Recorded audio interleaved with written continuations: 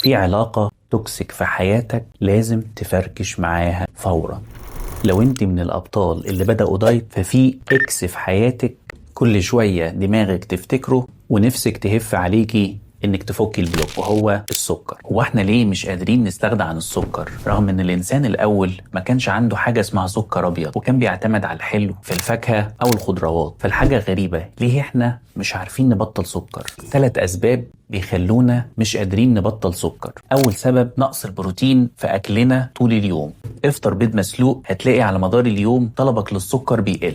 العرض المشهور اللي بنحسه اثناء الدايت، دكتور انا حاسه بمراره في بقي، وده بسبب نقص المغنيسيوم في جسمي. عشان كده ممكن ندخل مكسرات او ناخد صباعين موز او صباع واحد على حسب ما دكتورك يحدد لك يوميا، هيديني كل احتياجاتي من المغنيسيوم والبوتاسيوم. السبب الثالث وهو سبب نفسي، ان السكر بيديني دوبامين سريع، جرعة سعادة بتوصل للمخ في أسرع وقت ممكن. عشان كده بدل الحلويات بتمر أو فاكهة، طبعا بعدد محدود، ودرب جسمك 2 أو 3 وهتتعود. شير الفيديو ده للبيست فريند بتاعتك وقولي لها كفاية بسبوسة يا بسبوسة.